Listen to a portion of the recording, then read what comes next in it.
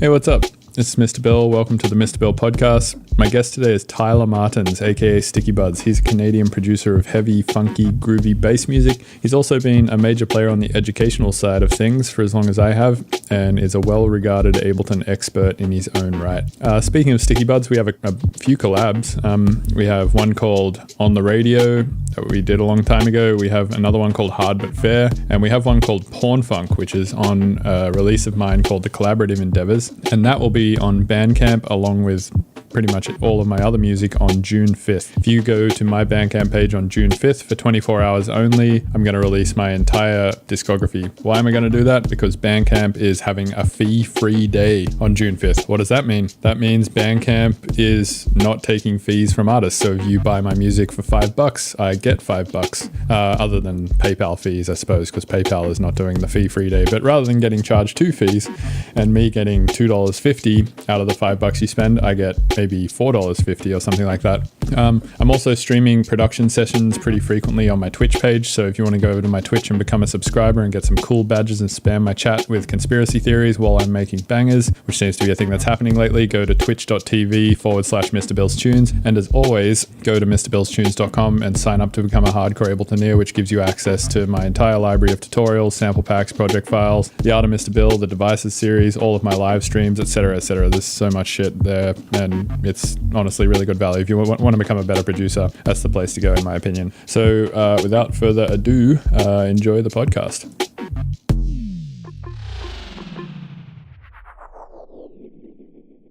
Hey, you're listening to the Mr. Bill podcast. Hey, you're listening to the Mr. Bill podcast. Hey, you are listening to the Mr. Bill podcast. Hey, you're listening to the Mr. Bill podcast. Hey, you're listening to the Mr. Bill podcast. Hey, you're listening to the Mr. Bill podcast.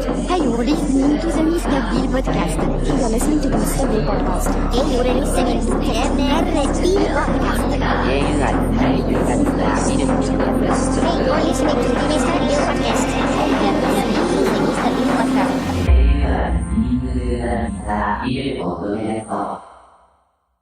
Cool, man. Well, yeah, thanks for coming on the podcast. I appreciate it. Thanks for having me on, man.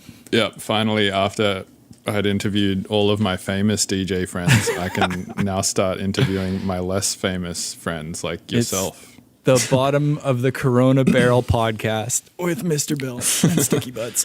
Right. Yeah, so I don't know. I didn't want to do these online for a long ass time, which is why I hadn't asked you to do it, because I hadn't been to Calgary or you hadn't been to anywhere I was for a long time. But generally, I was sort of like setting a hard rule when I started this podcast of only doing them in person. I think you get a better interaction, don't you, when you're kind of face to face? I think it changes how the interview goes.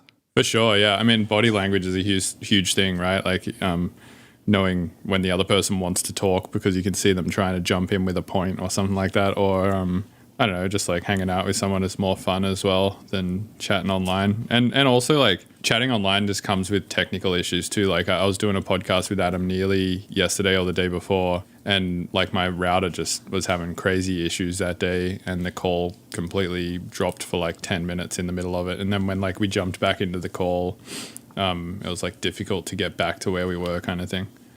Yeah, no, that would be annoying for sure. I think everyone's at the mercy of technical limitations right now, since everyone's doing things online and streaming, and yeah, we're all finding the weak points.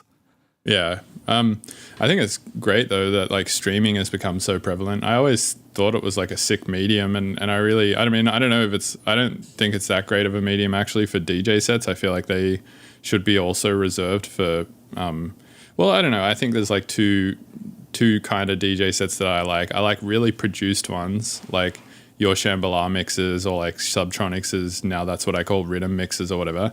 Yeah.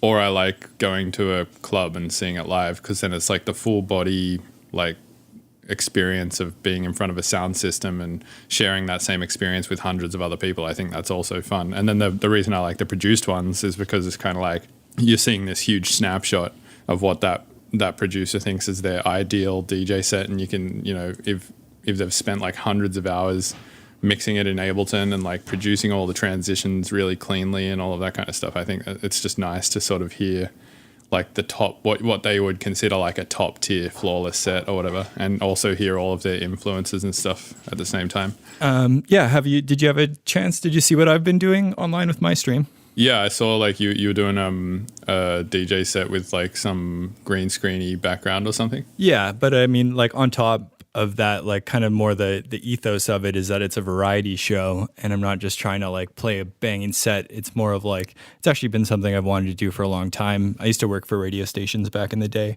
but I wanted to make like a radio show, but I'm calling it a variety show since we're doing it on Twitch and stuff, but showcasing music, talking about music, and I'm still doing some of the like very highly produced, like I hired a bunch of voice actors. I made like the radio stingers and kind of like the classic ways of doing a show, and then like doing like some cool complicated mixes like I usually would, but breaking it up into, you know, different sections and genres and being a bit more relaxed. And yeah, I think it's a fun format that I'm really stoked on right now, instead of trying to make like the most amazing set, because I'm doing it weekly now and I'm really going for it. Yeah, it's like a bit more of a fun way to kind of like talk about music, and a bit more of an education and showcase, and like bigging up producers and showing people music that they might not know, and like all the weekly promos and stuff like that. Yeah, that kind of stuff I think is great. Like, I mean, that's you know, you're taking the streaming platform and using it in a different way than you would just a DJ set at a club, right? Like, yeah, and that's what I've been enjoying about the streaming thing, is you see a lot of people take this new format and this new sort of platform that they're maybe not so used to, and like using it in their own way. Because DJing in a club has been around for a while, like, 20 or 30 years. So that format, like, there's a lot that's been tried and tested in the club format, right? And it's like we've whittled it down to sort of what works, which is playing music through a big sound system, and that's kind of getting on the mic every now and then or something like that. But with streaming, it's like we don't really know what the potentials are there, and like what can work and what can be like, what that format is best for. But yeah, it's cool to see people doing all sorts of shit with it. Like, I don't know, it sounds like what you're doing is somewhat maybe similar to, I don't know, like the Hospital Records podcast or the Noisier podcast or something, right? Mm-hmm. Yeah, like Noisier is definitely showcasing people and stuff, and then I've really gone, I've put a lot of effort in the design of it, and like, invested in having good cameras, and my artists and animators, like I've animated background moving scenes, like different scenes, and I've actually put quite a bit of work into the production of it, and I didn't want to start it until it looked amazing. But that's usually how I go with when I present myself to the world, like with mixes and things like that. I'm always making sure I'm putting forth the best things possible. Yeah, I always find it like cool that you like don't mind investing into things. It seems like every time you've put out an album or put out like a mix or something like that, you don't mind like paying a bunch of people to do voiceover shout outs, and like, paying people to do little bits and pieces for you. So like the jobs that maybe you can't do or aren't like specifically skilled at, like you pay the people who are like the best at doing that or whatever to do it. I'm always I don't know, I'm always like, fuck, do I really want to invest like $50 into this mix or whatever? Like, even to me, like that amount of money to invest into a mix or a podcast or something is just like, I don't know if it's worth it. I think it just makes your life so much easier. Like to do this, to do the Twitch show and the streaming show. I mean, I had to learn so many new things, like how to set up cameras, how to like what cameras to even buy, like what frame rates are, how to set up green screens in OBS. And then like I had my VJ packs of animations that my designer had done for me that I was using for shows. And then like I learned that they could go into Streamlabs and OBS and they looked amazing. But then I'm realizing that like, I'm on all Macs and everything, and Macs aren't very good for doing visual graphic related things. So like my computer's getting all screwed, and I'm having to like invest in like learning about eGPUs so that I can run these things. And then I'm like building these scenes with my designer and having him, like I have all these different pieces and characters and things that we made, but I'm having him merge them all into sets. So basically Streamlabs is only playing one visual piece instead of like 5 or 6 different things, which is really bogging the computer down. So it's just a huge learning curve. But I mean, for me to try and do all of that by myself, like trying to do animations and art, it's just like completely impossible. And it really takes a load off of you to find people to work with that you gel with. Because man, there's so many skill sets. It's impossible to do it all. So like, I love investing, my capital. It doesn't have to be a ton too. It's just like really takes the load off you to get help. You can't do everything by yourself. Yeah, for sure. It's also like, you're investing in saving your time a little bit as well, right? Like that's exactly it. Yeah. I don't know. I'm always like, I'm such a time waster. I feel like I'm always like, oh yeah, I'll learn how to do this thing in Blender or whatever. And then it's like 3 weeks later and I'm like, oh man, I haven't made any music. But I mean, you invest in like your management, to sort out your gigs and like those sort of things, right? Because that's not worth your time. And you have someone who's better at those things and you're happy to pay them to take care of them for you. Yeah, totally. And also people who seem to be like passionate about those things. Like some people don't mind jumping in a spreadsheet and doing formulas and making phone calls and sending emails and shit. Totally. And then other people are like, the thought of doing so just like rids their body with fucking cold sweats and anxiety, And when you're working with passionate people and they're passionate about whatever they're passionate about, you just get such a better product, because they've spent their life learning whatever they're good at. Right. Speaking of which, like people doing things that they actually want to do and getting paid for it and all of that stuff. Maybe we could like start talking about the economy a little bit, because I know that you have some thoughts on this. Sure. And I guess like a good place to start would be talking about like the ideal economy, right? Would sort of be one where people just did exactly what they wanted to do and were somehow compensated for that. And the whole system wasn't like built on the premise of, inflated currency, debt slavery. Yeah, exactly. Pretty much. Go ahead. Well, like what you're talking about is a free market, which is what we supposedly get told we have, but we don't have free market economics. We have all these massive banks and governments interfering with a free market, and we haven't had that in a really long time. I would describe myself as a volunteerist, where you should be able to do whatever you want as long as you're not hurting anyone. But as far as like the market and economy go, it's been a long, dirty experiment into fiat currencies and how money works in the world. And it's quite a massive topic, but I'm totally happy to talk about it. It's been something that, I just got super interested in economics and money and currency a long time ago, like maybe 10 years ago. A friend of mine gave me this book by a guy named Mike Maloney, and it's called The Investor's Guide to Gold and Silver, I believe is the title. And that kind of set me down a path into learning, how governments work, how central banking works, how currency goes through it, and how currency is created and the difference between currency and money. And when you go down that path of learning how it all works, it's completely infuriating, because you and I and everyone else are being scammed, and our hard work and labor, which we have to work to earn currency, that's deflated away every year by terrible monetary and economic policy, and we pay the price for that, and most people don't understand how it works. Right. So the reason why money is worth less every year is because more money is printed, essentially making all money worth slightly less, right? Yeah. So they devalue the currency by printing more of it. And, you and I don't have the luxury of having a printing press in our basement, but the U.S. government does, the ECB in Europe does, Bank of Japan, all the central banks have their own printing presses to keep deficit spending going. They can keep paying for wars. They can keep paying themselves $1 million a year to waste time. And it's like it's a financial apartheid is a funny. Well, it's not funny, but it's quite the expression that Max Kaiser talks about. Who's one of my more favorite exuberant economists / news celebrities that I watch. And it's pretty terrible, but I really don't see people investing the time to learn about it, which is unfortunate, because I see I see a lot of people fighting about things right now. Like humanity as a whole, this is something that affects everyone. And I see a lot of people fighting about trivial shit, like things on the internet. Everyone's just like super fired up arguing about this and that, but like no one wants to address one of the biggest fundamental equality, deterrences that we have in the world. And that's like the creation and the control of the money supply and how money is in the world. So it's definitely something that I would encourage people to dive into. And one of the easiest ways is, again, with Mike Maloney, but he switched from writing books and he actually started a really great YouTube channel. So he made a video series called The Hidden Secrets of Money.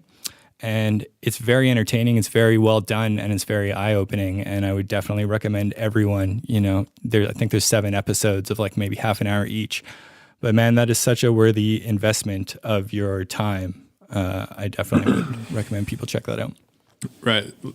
So what do you think it is that if somebody invested, say, I don't know, however much time it is to read one of his books or watch one of these YouTube series, like what's the end, you invest your time, what's the end result of investing your time into that other than just being more educated on sort of what's going on with money in the world?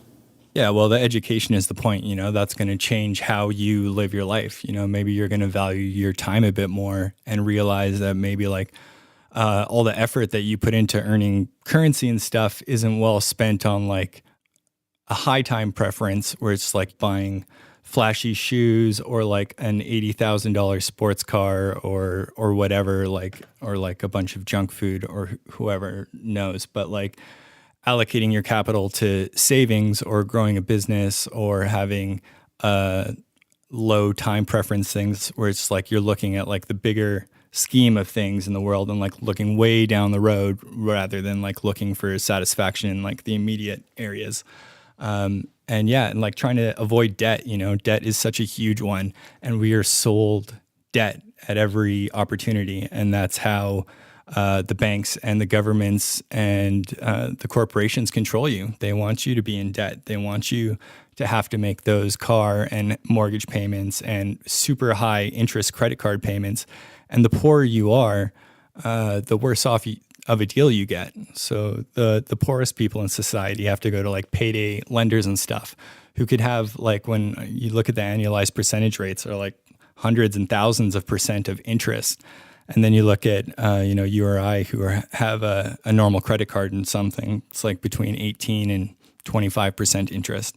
But banks and the rich borrow at 1% interest or 2% interest. You're a hedge fund manager or you're just someone with like a massive amount of capital, you get opportunities to get basically free money. Now, interest rates are so low that you can just get money willy-nilly and buy houses, buy businesses, investments, whatever you want.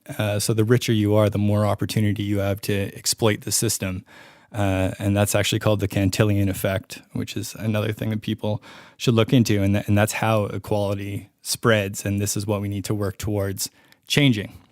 Right.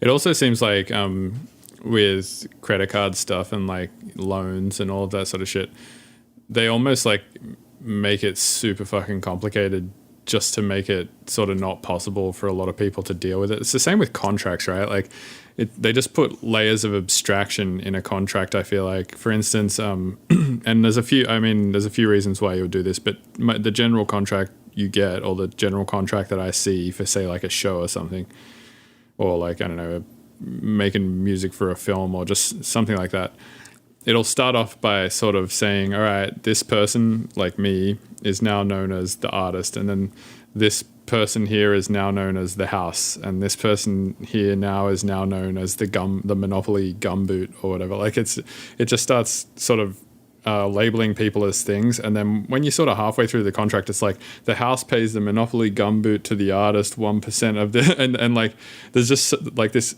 I mean, language is already a layer of abstraction between what it is I'm trying to tell you right now and me telling you, right? Like the language itself is an abstraction, but then it's just like they're putting another abstraction in the language itself. But it's done on purpose though, right? Like, well, there's two reasons I think that it's done.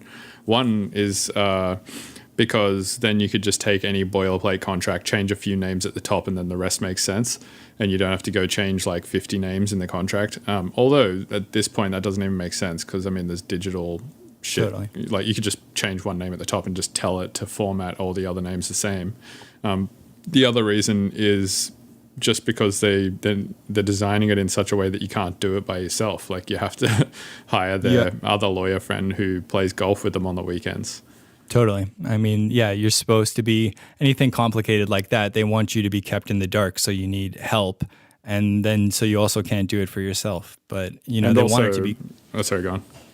I was just going to say they want it to be complicated. I mean, and it's the exact same thing with, you know, how you went to this tangent is like, that's why bank contracts and credit card contracts and loans and mortgages and everything, it's supposed to be super complicated. That's why we're not really taught that early in school, you know, how contracts or taxes or money or currency works. You know, we're supposed to be just happy little tax cattle buying and spending. And, you know, they're happy when we stay in that bubble. They don't want us to understand behind the scenes. Right. So what do you think is the potential outcome for everybody sort of being the tax cattle and the government sort of just inflating money in the way that they are, and, you know, everybody just sort of accruing all this debt and stuff? Like what's the end game for something like that? Well, most, you know, like Austrian style economists and people who study believe we'll be heading, there's, I guess, a couple different scenarios. One definitely would be like a Weimar style hyperinflation, like what happened in 1929, I believe, in Germany after World War I, and what's happening in like Venezuela right now and other places around the world. And so like a hyperinflation is just basically when every day things are getting so much more expensive because they just continue to inflate and create currency. So like you're bringing, like in Weimar and Venezuela, they're bringing wheelbarrows full of paper money to buy a loaf of bread, you know. So this week bread costs $100 and next week bread costs $1,000. So that's a hyperinflation event. So wait, that's actually happening in Venezuela? Oh yeah, totally. There's pictures of the streets of Venezuela are just lined with money because it's literally worthless. Holy shit. And yeah, no, that's been happening for over a year. I think what has their government done that's been so silly that it's made their money so worthless? A lot of people would say socialism. Okay. So it's just mismanagement of government and currency. So like the main problem that we have is that governments and financial institutions can collude together. We don't have a free market currency, and we have collusion, and we have all this shady shit of people at the top working together to enrich themselves and keep the standard that they have control of the money first.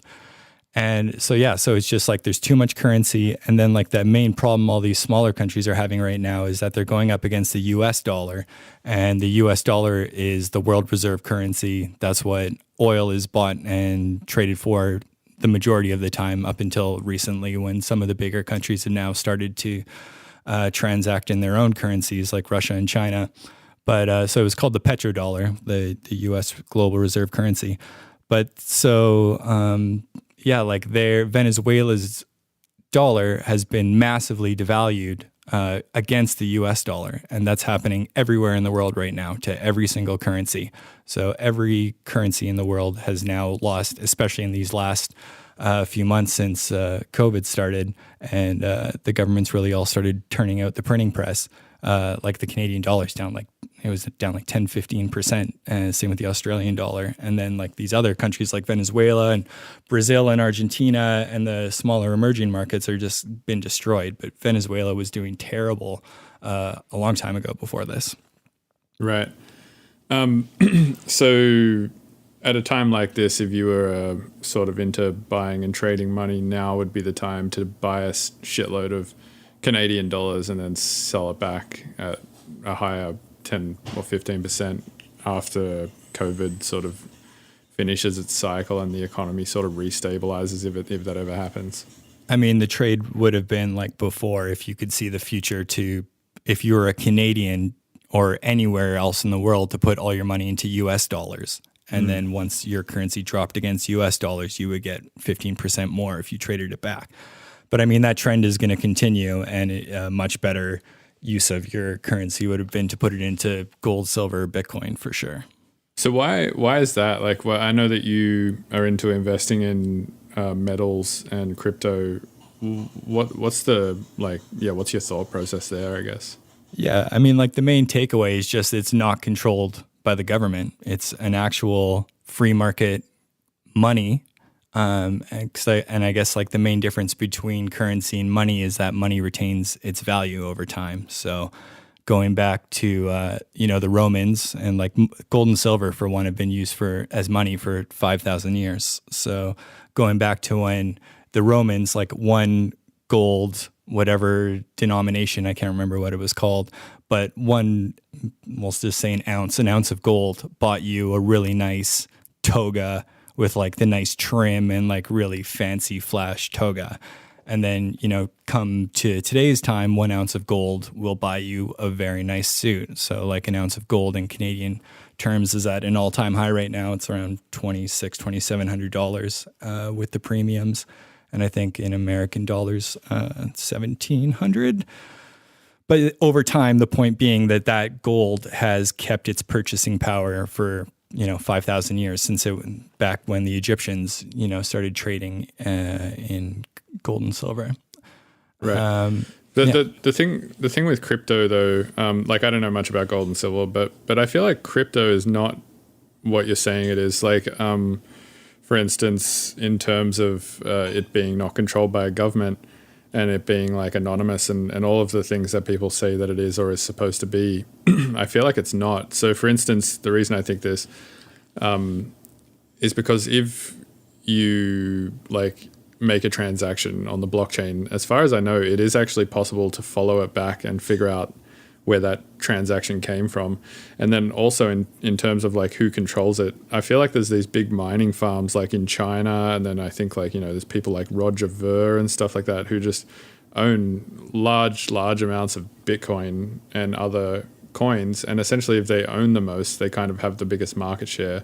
And I don't think crypto like solves the problem of human greed, and I feel like I've seen that happening still in the crypto community. And then on top of that, it's just not as safe. Like for instance, if you have a credit card, it's insured, right? Like if I've made transactions before to companies who then haven't come good on their end of the deal, like buying a piece of software or something, and then I don't get sent the piece of software, or the piece of software doesn't work, and then I go like, all right, well I want a refund, and then the company's like, no, fuck you, I'm not giving you a refund. So then I just hit up my credit card company and be like, hey, this is an unauthorized transaction, or the transaction was not as described. And then they just refund me, I guess, because they, I don't know, somehow have the ability to do that. I'm not really sure how that works, but crypto for sure does not have that. So like there's a few things that I think are sort of broken with it still, but I hope get figured out eventually. Okay, so first of all, crypto is bullshit. The 99, I'll just say, I think everything except Bitcoin is garbage. The majority of every other coins is just a pump and dump scheme. Any of these guys who have created other cryptocurrencies other than Bitcoin, the majority of them are derived from the Bitcoin code.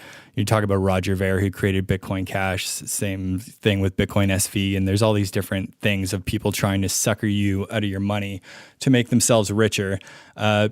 Bitcoin by far has the largest code base, the largest amount of developers. The smartest people in the world are working on this.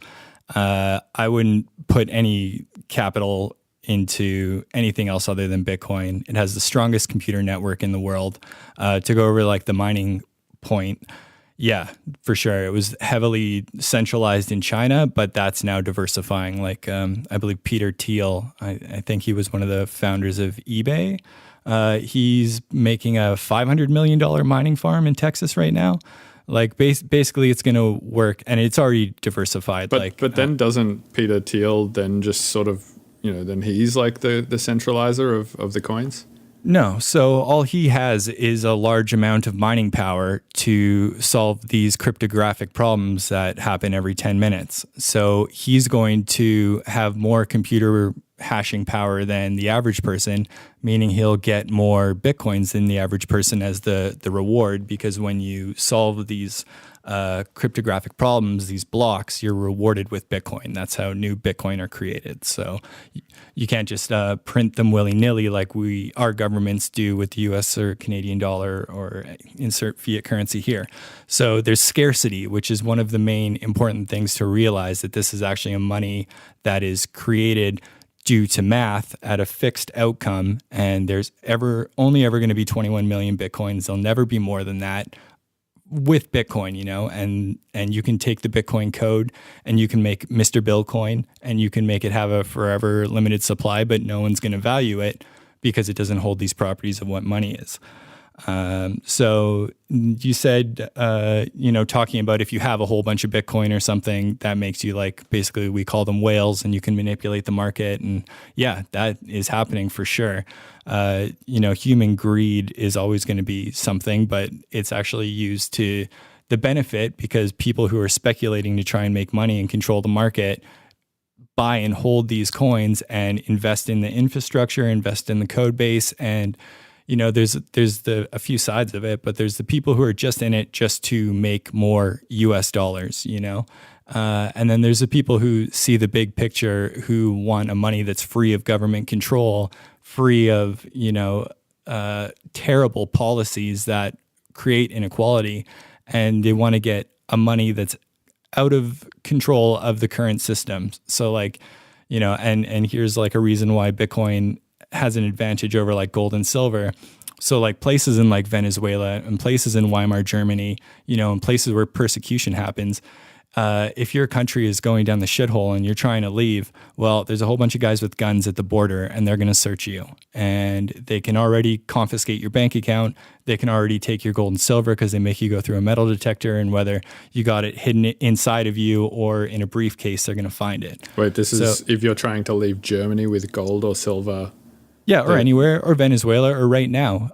You can't go over an international border with more than $10,000 of currency or gold or anything. The government has imposed that restriction, that if you're caught with anything more than that in value, that you don't declare it, they'll take it from you. And that's happened over and over again. So that's just an arbitrary rule that the government has decided to impose, that they don't want you moving with more than 10,000. Yeah, what benefit does the government have for imposing that rule? Well, they don't. They want to know where the money is. They want to know where the currency is. They want to know who's walking around who has more than $10,000. This guy does. Okay, why? Where'd you get that money? It's just it's a control system. So let me make the point is that Bitcoin, you can get on a plane with your private key, a list of 12 or 24 words, basically, and have that money with you, and you can move across any border that you want, and no one can take that from you unless you screw up and, fall for a scam or, and this goes to another one of your points about just being responsible for your own money. So a lot of people like having the fact that if you get ripped off, you can call your credit card company and have a transaction reversed, or blah, blah, blah, things like that, or lots of people like feeling that they don't have to worry about their currency because it's supposedly in a bank with FDIC insurance, and yeah, someone's taking care of it for you until, the things collapse and there's a bail-in, like happened in Cyprus in 2010 or 2009 or something.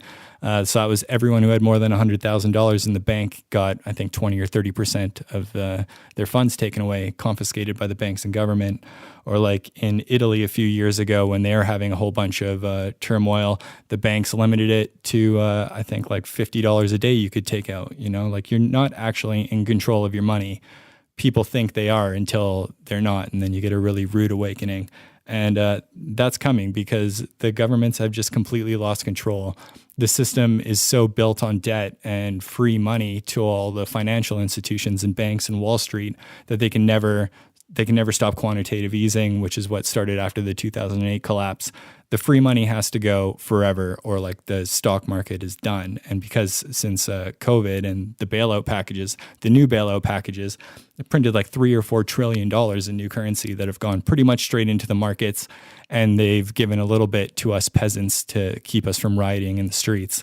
But the return of capital to you and me compared to what Wall Street and the banks have gotten, again, I don't know what the multiple is, 20, 30, 50 to 1 per, I don't know. It's like an absolutely insane amount of money that's gone to them.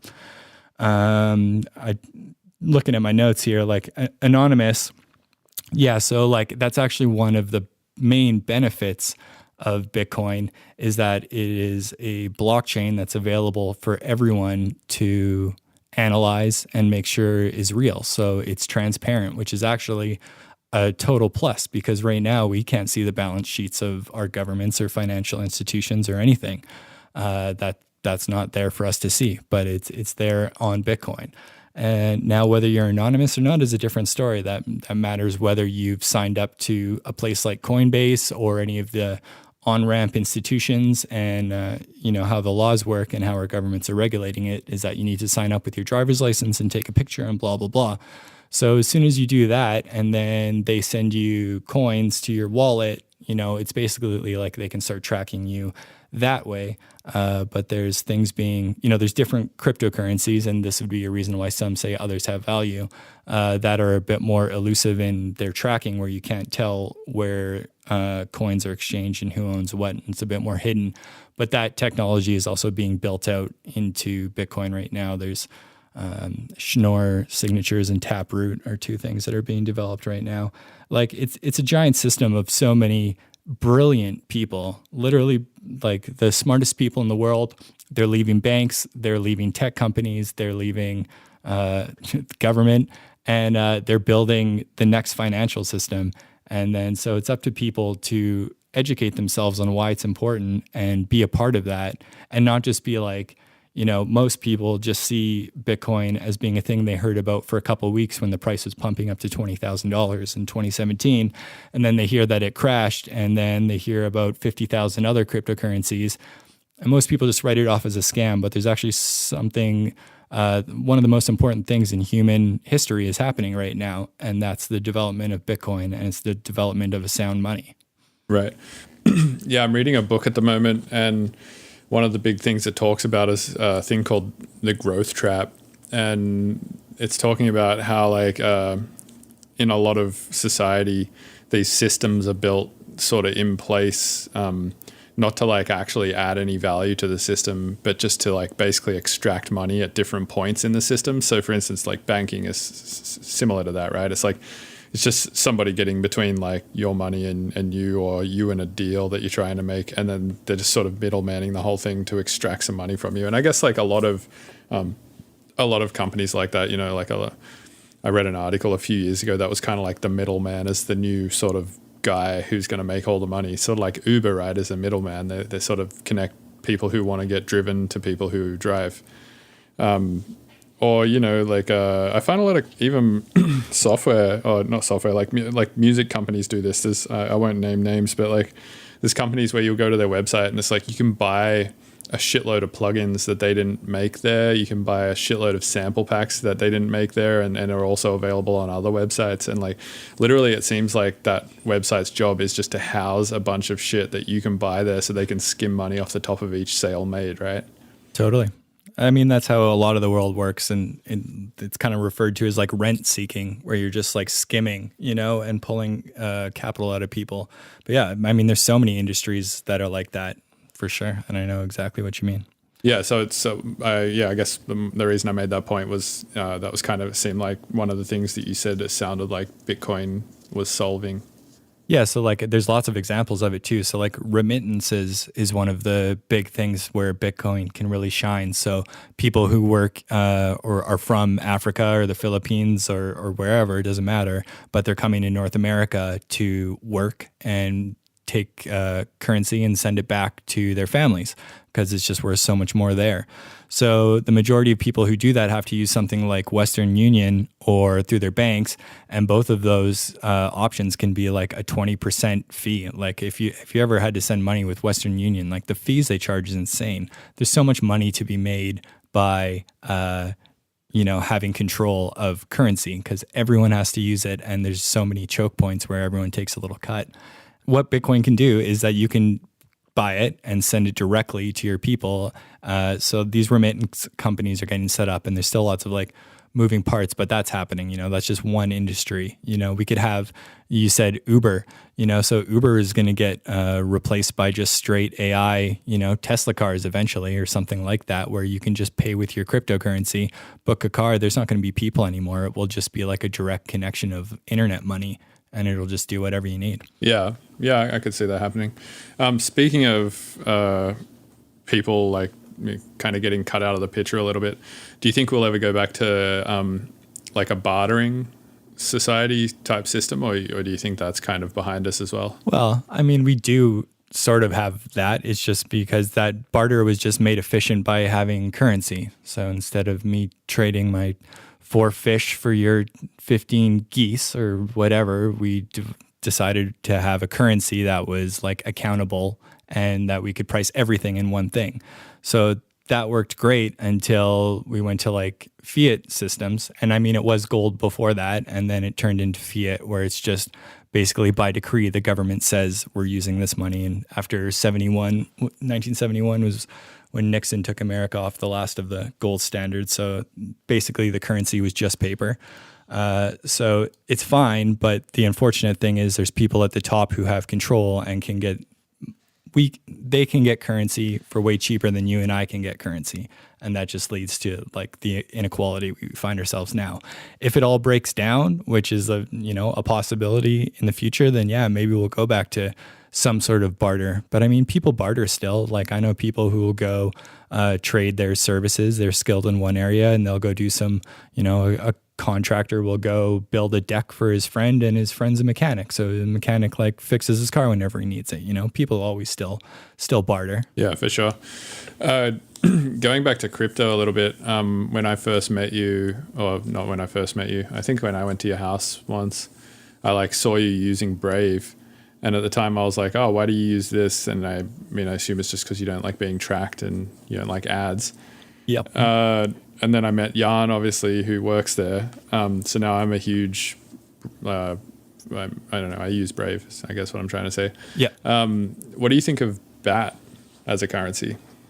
It's just another shitcoin to me, honestly, and I think they'd be well suited to switch over to Bitcoin and get the Lightning Network going as soon as possible. I mean, okay. Do you understand why BAT exists? It's the basic attention token, right? And so like you're supposed to get money if you view their ads, and it's basically their own kind of economy, right? Yeah. So I guess the point is that like you need ads on the internet so people get paid and stuff like that. And if you solve that problem by just blocking all ads, then it kind of like breaks a shitload of the people who, like a bunch of people who are supposed to be getting paid then are not getting paid. So I guess, yeah, it's just a system in place to sort of fix that. So it's like they show you ads locally, which is safer. And then from watching or seeing those local ads, you then get paid in Brave attention tokens or basic attention tokens or whatever. Yeah, I'm not saying that is a shit system or anything. I think that's great because people should have the option if they want to watch ads and get, some monetization from that. Everyone should be able to have that choice for sure. I'm just saying they chose the wrong currency to use their own shitcoin instead of just using Bitcoin. But to their credit, when Brave came out, Bitcoin wasn't ready to do that sort of thing, because if you're transacting on chain, a settlement takes, between 10 minutes and an hour, depending on how much sats you pay to get the transaction through. But now that the Lightning Network is being developed and is like going full force, the second layer is scaling on top of Bitcoin, that's the sort of thing that Brave could use and actually use a currency that people value. No one gives a crap about BAT except to trade it for more Bitcoin, unfortunately. And that, I'm not trying to be a dick to Brave because I love their product and I've been using it since the very start. And I've seen, from what I believe, like a couple of years ago, I think the guy who created Brave, or maybe I don't know if Bat and Brave are the same creator, but he was fighting with a whole bunch of Bitcoin guys. So there's unfortunately a lot of like toxicity gets thrown around in the space a lot, but there's a lot of people who fight for whatever reason because basically everyone thinks they're right and everyone else is wrong, and that just happens everywhere. But from my perspective, I hope they migrate over to using Bitcoin and the Lightning Network. I think that would be to their advantage. So I guess I just have like one more question on this whole like money and economics topic, and then we can probably move on to some other shit. I guess like I'm just interested in like what your suggestion is or what you've done to sort of deal with this entire problem. Yeah. So, I mean, the only thing you can really do on a personal level is just to choose to opt out of the system. So, look, and I'm not telling anyone to go out and buy gold and silver or Bitcoin or whatever. I'm telling you to learn the concepts and understand it. And then if it's a good idea, to go and do it. But I refuse to give my hard-earned time stored in money to any of these institutions. So I'm going to find a way to keep that out of their hands. I don't go into debt. I don't do any kind of flagrant, shit that requires a large amount of debt. I refuse to buy a house because I think the current housing system is a total Ponzi scheme too. I'm going to store my hard-earned time in a money that I think is valuable and will hold its value. And so I think your personal choices can lead to change, because if everyone understands how currency and money work and how they're literally being stolen from through inflation, through terrible government economic policy, then everyone can change the world together. I'm obviously not going to be able to have the government change, but they'll only change when they're forced to. And I mean, if you people talk about game theory, and it's basically just the way that governments are doing, like China and Russia and all these other countries, they're going to stop wanting to deal in US dollars because if you and I, Bill, were transacting all the time and I was selling you goods and you had a printing press at your house just making money every day, and you're paying for my labor to come over and paint your walls or whatever, cook you sandwiches, I'd probably get pretty sick of it because I know you're just creating that money under thin air. So countries and people are going to want to go to an exchange that isn't like be able to create it like that. And, and that used to be gold. And it still, for the most part, is, because central banks still hoard gold, and all the central banks are trying to like get control of their gold right now. Most of it was kept in the US at the mint, supposedly, and in London at their gold storage.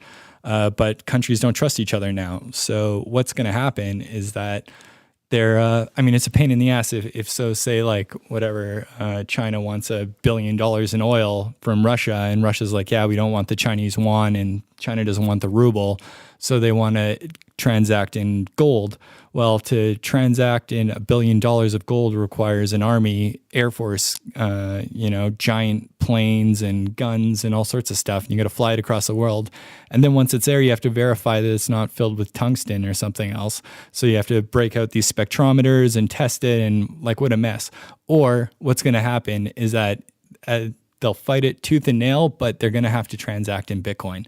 And as soon as like a smaller country or a bigger country, who knows, it could be happening right now. But, the world is going to change, and we're going to have to move to a sound money.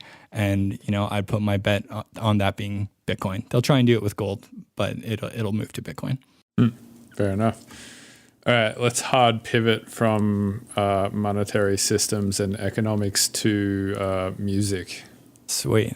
That's cool. That was sweet to talk about. Like I don't think I've ever really gotten to publicly like chat about that. So I think it's sweet that you'd want to go there, Bill. So big up.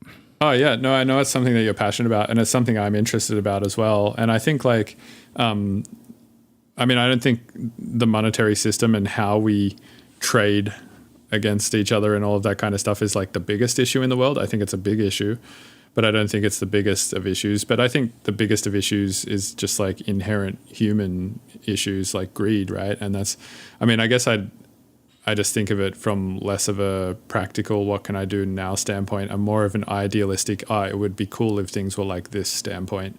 So I think like it's, I don't know, it's something I love talking to you about all the time. Sweet. Yeah. Cool. I wanted to talk about, like we were talking about sort of DJing and Twitch stuff earlier. And another thing I really like talking to you about is like set preparation and putting together DJ sets. And I know a lot of people listening to this podcast are music producers. And one, I guess, issue I have, or not so much issue, but something I find to be like the most painful part of my job is putting sets together. Like it seems to be this thing that I've just always had an issue with. And other friends of mine, like even Tipper, has also espoused this idea to me. Like he also thinks it's the one part of his job that he can't have fun with, and it's always just a giant amount of stress for him or whatever. But it seems to be something that you are really comfortable doing, and you put out a new set every year for Shambhala, and like you have a whole system where you put these big intricate crazy Ableton sets together, and then you cut it out, like render it all out and play it on Serato somehow. So I guess like I just wanted to talk to you a little bit about your process there, and like how you go about this whole set inception to finished version of the set type thing. Yeah, nice one. I mean, well, I'll say right off the bat that it's not like a picnic for me too. You know, I sort of dread doing it every year too.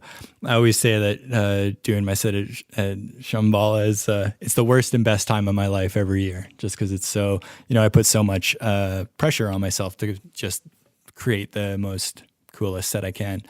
But yeah, I mean, like I always, I was talking about my musical influences a long time ago, and in another interview. And one of the first guys I ever really got into, his name is DJ Rectangle. He's from America somewhere, like a really awesome hip hop DJ. And I never knew this, but someone told me in passing one time that he was one of the first DJs to start making multi-track recording mixes in Pro Tools. And it made a lot of sense hearing that like 10, 15 years later, why I liked him so much is because he was one of the first guys where you were listening. And so he was like a hip hop DJ, but it'd have whatever the rap song was, but then the beat would change while the vocal was going. And then like on the new beat that came in, he'd drop another acapella and switch it out, and then it was like this layered approach, and then he'd be like scratching while the tracks are changing underneath, and like it was basically impossible as a human. And this was turntable days back then, like I'm talking, this is 2000, 1999, 1998, something like that. Like Pro Tools was probably just starting, and it was amazing. You know, it was pushing creativity to a level that till that point hadn't been possible. And I didn't think about it back then, but I realize now that's why I liked it so much. And I think that was such a huge influence on me and on what I really like doing with music. Because as soon as I started, which was in, you know, I bought myself turntables in 2004 and started teaching myself how to DJ. And then I went to music school that same year and learned how to produce from 2004 to 2006. And I started taking the art of DJing and like merging it with production to make this cool hybrid of like starting to do things that weren't possible at the time. Because when I started, it was still straight vinyl. And then like kind of Serato came out a couple of years later and started doing like digital. And I had like, I actually had a Newmark CDX too, which was the first digital thing I got, and Tipper loves those. He was one of the first guys I saw. It was a really cool piece of technology, but unfortunately they were made terribly, and every single one in the world broke. It was a 12-inch record CD player made by Newmark. It's called the Newmark CDX, and it had this amazing pitch lock on it, and like you could scratch on it, and it was sick. It was so cool. And Tipper used to use them all the time in his sets. I haven't seen him play live in a while, so I'm sure he's not using them anymore. But yeah, it was a really cool piece of technology. So like, you know, sorry, that's a bit of a sidetrack, but you know, basically I just loved being able to take different elements, and, you know, it comes down to like stems and instrumentals and acapellas. And stems, for anyone listening that doesn't know, is just pieces of a song, the drums, the bass, the vocal, the effects, the guitar, whatever. Taking elements and like playing full versions and then breaking it down into elements and changing the tempo and bringing in different vocals that are all in the same key. And I mean, harmonic content and mixing harmonically has always been something that I've really found important, and something that I've always not enjoyed so much, like when it's not done. I just find that people, even if they don't know that music is being mixed harmonically and stuff, if you're doing long mixes and running vocals and instrumentals and all these things together, it just makes for a really enjoyable listening experience.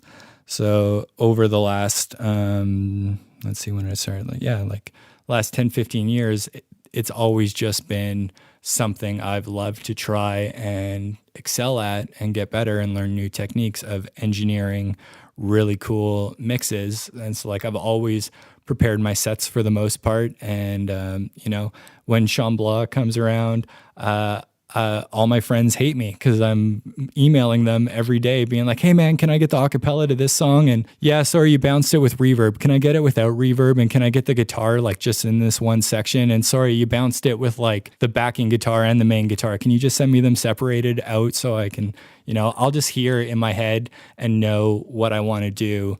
And I'm, appreciative of, I'm on so many, and I've worked with so many people and labels, and, I'm on a lot of promo lists of all sorts of different genres.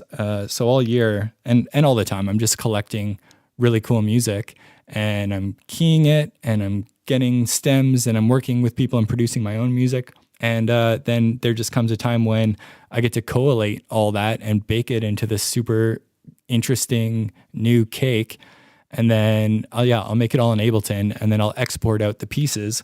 So a piece could be an acapella, just a clean acapella that eventually merges into an instrumental. And then halfway through that instrumental, the vocal cuts out, and then I'll mix another acapella piece onto that eventually merges into an instrumental. And then maybe those two things at the end of that track, both at the same time, change tempo. And at the end of that tempo change, I do scratching with the vocal, or do some sampling, or do whatever. So in this example here, where you're saying you'd have a track, has one acapella over it, halfway through the track, the acapella switches, maybe some other element comes in over the beat, and then the beat switches or something. How would you render all of that stuff out to then DJ off to turntables in Serato? What would the sort of track rendering and naming look like for that routine? Yeah, so I mean, if anyone really wants to look exactly what I'm talking about, if you go to youtube.com/stickybudsmusic, I have a YouTube video on there that I did a lecture for a school. Someone just asked me to talk about what I do. So there's a Stickybuds Advanced DJ set on my YouTube channel, and you can see exactly what I'm talking about. But so I make groups. So it's like a huge checkerboard long. I basically engineer an entire set with all the tempo changes and all the edits and changes and stuff.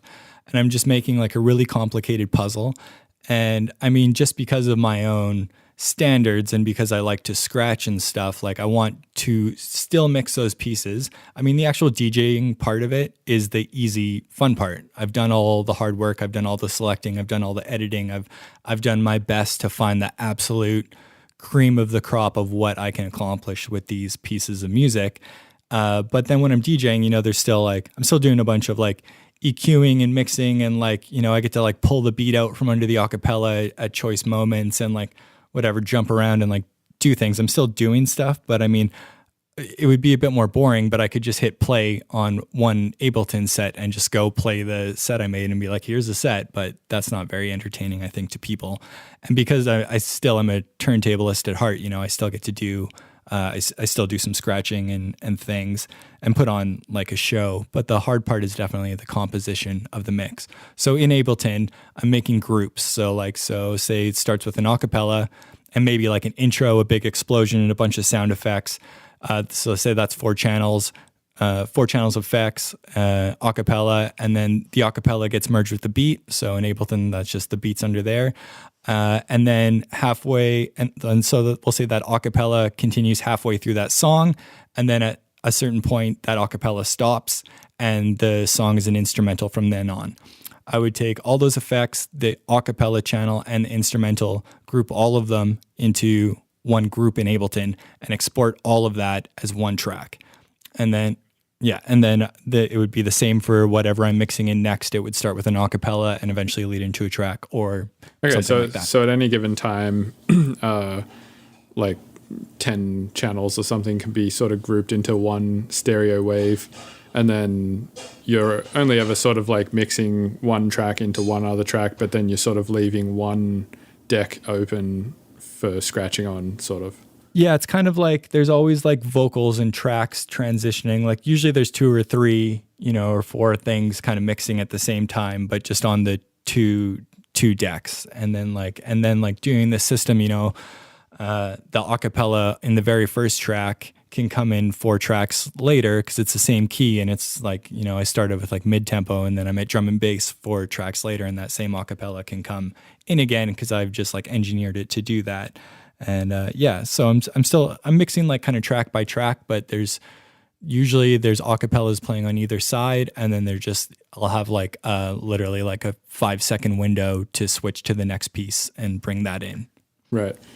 So assuming so you historically, since I've known you, have toured pretty hard. It seemed like you had sort of like a world circuit that you would always do, where you would just be in Australia at the start of the year, and then you'd be doing like Canada sort of in the summer here, and then you'd do like Europe once a year, and it seemed like you were just doing one tour in each of these spots every year, and then Shambhala was kind of the big commemorative, like here's the best of all of the sets I'd done that year kind of thing, and like this whole fresh routine thing.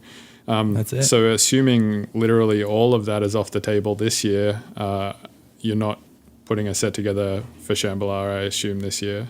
Like you would be thinking about that sort of now, right? If Shambhala was happening. I actually am going to put one out. So the very first live stream I did was on 420 on April 20th, and that was with Westwood and Shambhala, and we did a big live stream party, and I made a big complicated set, kind of like a weed smokers party, best of Stickybuds kind of thing.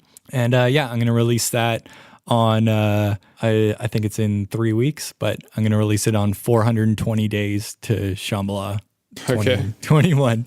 Nice. So I'll put that out then whenever that, I think it's like May 28th or 29th or something like that.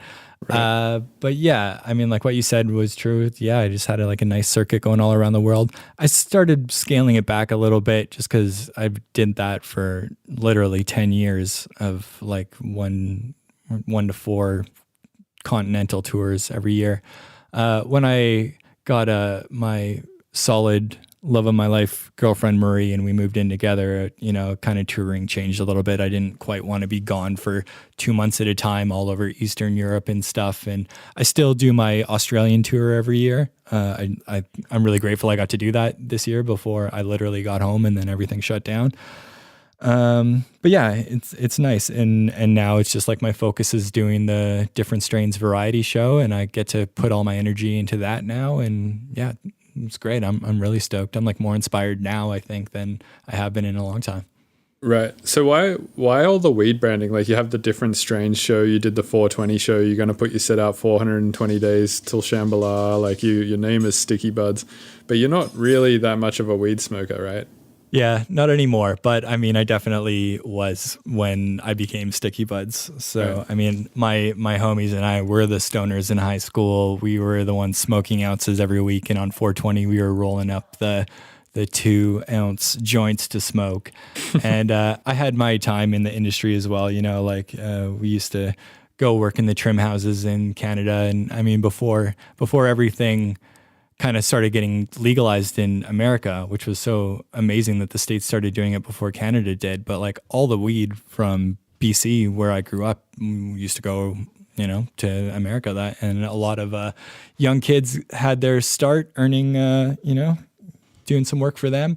And that was a part of my life for, the early parts of my life. I'm completely legitimate now and, always have been. But, yeah, so I was a very adamant smoker. And then, yeah, I was also a very adamant cigarette smoker. Not at the start, but I think when I was 20, out of high school, when I started working in kitchens, some of my first jobs, I started smoking cigarettes. And then I just found that smoking cigarettes and smoking weed made me feel like shit. And then I was addicted to cigarettes. I wasn't addicted to weed. So weed kind of just lost out. I quit smoking cigarettes, thankfully, after 15 years. I just had my 1-year anniversary a couple months ago. Nice. And did you quit using Chantix or nicotine gum or anything like that, or Juul? Cold turkey? Just cold turkey, baby. No vaping, no nothing. I mean, that was the only way that I was gonna quit. And I mean, it took me 4 or 5 serious 2-month tries, and then I'd go back out on tour. When I'm at home, it was easier because I could get in a good workout routine and just be like in my zone. But then I'd go back out into like DJ nightlife and be waiting to play a set, or just like, on tour or whatever, or like get drunk after my set and just have that one cigarette. And it's that one cigarette. You can't have one, literally. That's the thing. It takes you like a few tries, I think, to realize that you can't just have one. Like, I mean, and that's the thing, is like some people can, which is like, it gets confusing because you see other people, like, because I've quit cigarettes like 4 or 5 times now as well. And I've like gotten to that point as well where I'm sort of like, all right, some of my friends can do that. Like they can have that one cigarette and they won't go buy cigarettes again.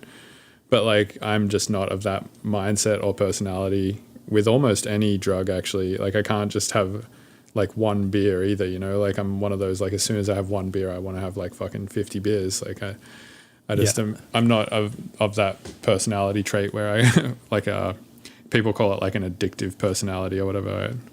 I guess like I'm more in that boat. And same with cigarettes. Like it's if I ever have just one or whatever, I'm like, all right, that's it. I'm a smoker again. I'm the same way, man. There's been a lot of things in my life that I've just straight avoided because I never wanted to even know if I liked it or not. But yeah, cigarettes was definitely something I was super addicted to. And it's a really great feeling when you conquer a battle like that. But yeah, it takes time. You definitely have to like learn how your own brain works and like overcome those obstacles. But yeah, man, I'm stoked. And I mean, point being, since I've quit smoking again, I've started to enjoy smoking pot again. Dude, me too. Yeah. And I've been taking CBD actually for years now. That was kind of like, I didn't smoke weed and I didn't really like THC, but I loved the CBD. It just like super relaxed me at night. I'd sleep really well. So, I mean, I've been taking CBD tincture for probably like, I don't even know, 6 or 7 years now, probably. But now that I stopped smoking, I still don't smoke a ton, but like, I don't know, a couple times a week, I'll smoke a joint and just chill with Marie and turn the brain off and just like relax. It's nice. Nice. What are you working on musically? Are you doing like are you working on like an album, or are you just sort of like concentrating on sets for the different Strange show, or what are you doing? Yeah, I'm feeling like super inspired right now. So I have 2 collabs. Nick from the Funk Hunters and I are doing a tune, and Caleb and I are doing a new tune. But also I just signed up to go back to school and fix all the bad habits I have. So I signed up to Ilgate's producer dojo couple weeks ago, which I've just been loving it, man. Like he's so smart and I really like his teaching style, and I definitely have things in my repertoire that I need to fix. Procrastination and just like not enjoying writing music sometimes. Like it's felt like work for a lot of time, and I think that's just because of the way that I've always written tracks, which is trying to do everything at once and always being like, okay, I need to write my super good track now that everyone's going to like and like maybe I'll get more gigs for. I'm trying to curb that and just like go back to a lot more experimentation and just writing music to write music and just having fun. So I've been kind of like going through those motions, and then getting really stoked on doing the Different Strange show. This is going to be week 2, but I guess it'll be my 3rd live stream. But it's really fun just like going through my promos, and all my talented friends are sending me all this amazing music. And then I get to make like radio stingers and like just kind of like take the piss a little bit on kind of like the format and put my own spin on it. And I'm just really stoked on music in general. Nice. That's one thing I think I'm like grateful for in my career, or just in the way that I've sort of operated in terms of a producer, is at every turn when somebody has been like, oh, we have to do it this way because more people will buy it, or we have to do it this way because you'll get the show, or like like music has to be done in like whatever way. I'm grateful that I've sort of stuck to my guns with being like, no, fuck that, music should be fun like all the time. And because of that, I've just never ever experienced this feeling of like music being work, or this feeling of like I can't write music because I'm uninspired or anything like that. Because I see music writing to me as like this really cathartic thing. Like I do it because I want to chill, like, and relax. Yeah, that's great, man. I wish I felt like that. See, for me, it was always like getting home from one of these tours and having like a month of time blocked off before the next one started to be like, okay, write your next single now. Like it was just like, it was always very goal focused. And and I mean, I still want to put out EPs and stuff, and like I'm really proud of the album and the remix album that came out that I put out 2 years ago, Take a Stand. But I think, I just want to make songs. I just want to do all sorts of stuff. I think that album, I'm glad I put out one, and I'm sure I'll make an album again, down the road, but I'm definitely just going to make singles and just like have a lot more fun with it, and have a lot of fun with the radio show. Yeah, if I could suggest anything to anyone listening, it's that like even if you are goal focused as a music producer and you're like, I have to make songs for shows and I have to, make an EP to put out on this label by this date so I can tour around it, which I also do. I would say you should also balance that out with at least 1 day a week, just getting in the studio with no goals, like just getting in the studio. Not to be like, I need to learn this new plugin, or I need to make this YouTube video, or I need to finish this song or whatever. Like I would say like 1 day a week, you should just open Ableton with no goals and just click around and just fuck with it. Cause like that's, in my opinion, the most fun thing. Cause a lot of people espouse this same idea of like, oh, music writing used to be fun, but now it's not fun. And if you kind of question them on it, you realize that the reason why is because when they first started, they were treating it as like this more exploratory thing. And now they're treating it more as like a goal-based work thing, right? And I feel like if you just at least give yourself 1 day a week to be back in that exploratory mindset, that can like do a lot of good. It kind of feels like you're a child again, just sort of figuring out all this shit without having too many rules attached to it, or too many like, I need to get X, Y, Z finished sort of parameters surrounding what you're doing. Yeah. I'm trying to get back to that. I know I will. So I'm looking forward to it. Kind of just doing some spring cleaning. I've been going through my sample bank. Like my sample library was like 400 gigs of just like so many things I never use. Like, so I've just been making best of folders and just deleting so much stuff. Like I deleted 200 gigs of stuff I'd never used last night. And I did the exact same thing the other day. I built a new computer and I was like, I'm not putting my sample library on this computer in the state it's in.